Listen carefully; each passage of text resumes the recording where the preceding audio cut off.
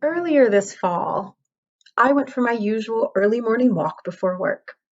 It was still dark out, as it often is when I go walking, and while the air was mild and the stars were still shining, after a few minutes, I stopped noticing that and got lost in my head.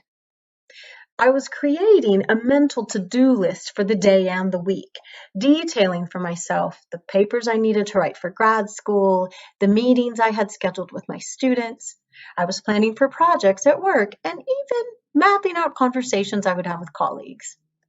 With all that activity whirling inside me, I failed to notice that outside of me, in the grass alongside the parkway I was walking on, a mere 2 or 3 feet away, a skunk was ambling along. Now, fortunately, I saw it out of the corner of my eye and jumped. The poor skunk jumped too. We both stood there, facing each other a couple of feet apart, the skunk utterly still, with its tail in the air, and me utterly still with my heart racing, daring not to move. Now, in those few seconds of stillness, as we eyed each other and my heart settled down, I took a deep breath and then slowly backed away. As I got further away, the skunk turned and ran back into a stand of trees. I watched it go, laughing at myself, apologizing to the skunk for disturbing its morning, and thanking the universe for the near miss that reminded me how important it is to be present here and now. Now, a particular irony for me with this story that I was aware of immediately is that one of the classes I was taking this fall at seminary was an introduction to Buddhist traditions, and I was, in fact, that very week reading a book about how important mindfulness practices are. And so, on that mental to-do list I was creating, I had actually put, be more mindful. So that's part of why I laughed as well. I had to thank the universe that forever after, when I have moments of my mind racing ahead into the future, that I would have that moment of remembering the skunk and taking a pause. But that moment got me to thinking of other times when I am clearly not in the moment and of how challenging it is for us humans, or at least us Western American humans, to be fully present. It's as if I thought we have a remote control for our lives, that we are constantly pressing fast forward like I was that morning, speeding ahead to some end goal we can't see or maybe even ever even get to. And many of us have our fingers on the rewind button, looking back to some glory days. So much of the political discord these past few years seems to be from people who want to cling to some mythical version of the past, wanting always to be going backwards, stuck on how things used to be, unable to accept how they are. Whenever I hear people talk about the good old days, I think of my grandparents, of how my papa had to start working in the coal mines in 1934 when he was 11 years old because his family needed the income so badly. He never learned to read or write, and he worked 10-hour shifts 5 and 6 days a week for over 30 years. And at the same time, poor white people like my grandfather's family were laboring under corrupt, exploitative systems, while Black people in this country were being lynched daily. Ironically, I think too many people today who are pressing rewind to get us back to some mythical days of yore ignore the harsh realities of those days altogether. We sometimes press rewind, though, not out of nostalgia, but because of grief and loss, missing loved ones who have passed on. When my grandmother died 7 years ago, as much as I held on to the many joyful memories of her, my rewind button often took me back to conversations we never had, to the things I didn't do, rewinding to regret over and over instead of to love. Part of why I tell so many stories of her is a way for me to interrupt that tendency to pause and be present with my grief and feel now how much she is still with me. Of course, being present with grief or whatever feelings we happen to have is not always easy. Being mindfully present in each moment takes, as the Buddhists say, practice.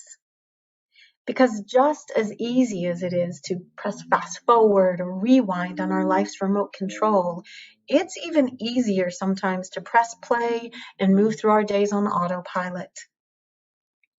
I remember once, years ago, I had about a 20 or 25-minute commute to work. There were a couple of routes I would take depending on the traffic, either getting on the interstate or taking the city streets, which is the route I preferred because I could meander through several county parks on my way home. One evening, I pulled into my driveway, turned off my car, and sat there, stunned by the realization that I had no idea what route I had taken home. It's not that I had an out-of-body experience or anything. I remembered getting in the parking lot, turning my radio on, and then all I remembered was listening to music and singing along to the songs and paying attention to inside my car, but nothing outside of it. I sat there in the car, in my driveway, a little terrified that I had just essentially pressed play on my life and tuned out the world. Now, being able to do that is a great skill if you're in a really busy household trying to read a good book. It is not so great a skill when you're driving a car in a busy city. But we all do it, even if metaphorically. We go through our days not noticing so much of what is around us, not seeing the beauty of bare winter trees or the shapes that form in the clouds, or poignantly, the very real needs of our own bodies or the people we encounter. Mindlessly pressing play is a way of numbing ourselves or of distancing ourselves from the moments we're in. I think about how many of us have had a streaming service on for so long that Netflix, let's say, asks us if we're still watching. How many of us play the TV or radio just for constant background noise? Most of us probably at some point. I know for me, pressing pause, literally, and feeling the silence that follows such constant noise is always a relief. It's a relief when we do it metaphorically as well. But for all too many of us, pressing play and moving through our days on autopilot seems to be our only option. People have to work long hours at multiple jobs just to make ends meet, or they're scrambling to find work and a sense of security, especially now in the time of the pandemic. There are so many reasons that pressing pause seems out of reach. The exploitative systems of disaster capitalism and white supremacy that demanded labor from my 11-year-old grandfather are still at work today, declaring some bodies have worth and others are disposable. In such systems, pressing pause seems like a luxury we cannot afford. But in these systems, pausing is even more of a necessity. The NAP ministry, which our own Monica Kling Garcia mentioned in a sermon this past summer, advocates for rest as a form of resistance. And our UU principle of the inherent worth and dignity of each person is a radical belief in the face of oppressive systems. We deserve to press pause, to rest and renew our bodies and spirits, because we are more than cogs in some industrial machine. We are inherently worthy as people, no matter what we produce. It's so sad to me that with all the grief and pain this pandemic has wrought, there has been a thread of pressure to be productive, to write a novel or master some skill or begin new projects. I saw a meme this past summer that said something like, if you haven't accomplished your dreams, it's not that you didn't have time, you didn't have motivation. And I thought, how disturbing is that sentiment? Why is it not okay to just be, to just sit with the crushing sense of uncertainty and pain? Why the constant pressure to produce? I told you earlier that my grandfather worked as a miner for over 30 years. What I didn't tell you is that by the time I knew him, black lung disease had forced him to retire. And so my memories of my grandfather are not of his days as a miner, but rather my memories of him are filled with days of watching him tinker and rebuild small engines and whittling bits of wood, of hearing him play his harmonica or whistle on the porch. He also spent what seemed like to me hours just sitting and watching the woods, silently tracking birds and squirrels, and pointing out what he saw to whichever grandkid would stop long enough to sit with him. He learned to pause in his later years. And while I didn't understand what that meant when I was a kid, I think of it often now, and of how he and all of us deserve moments like that throughout our lives. Moments like what Paul described in his worship associate story, where he felt the grace of his garden despite the weight of concerns he also carried. We all deserve to sit and watch the woods, to pause and tend our metaphorical gardens, and to reconnect with what makes us human. Buddhist teacher Tara Brach, who Reverend Jennifer referenced in her sermon just a couple of weeks ago, says that pausing is a sacred art and that through it, we develop the capacity to stop hiding, to stop running away from our own experience. We begin to trust in our natural intelligence, in our naturally wise heart, in our capacity to open to what arises. How beautiful to think that our inherent worth and dignity as people includes a naturally wise heart. And while it may be difficult to pause and to listen to that naturally wise heart, when we do, it means we can stop mindlessly rewinding or fast forwarding, stop mindlessly pressing play, and in the pause, enter our life with intention. There is nothing inherently wrong with our rewind and fast forward buttons. In fact, I love my rewind button. I love remembering the people who I've loved and who have gone on, of remembering my first date with my husband, or the births of my nephews, or really amazing moments with my friends.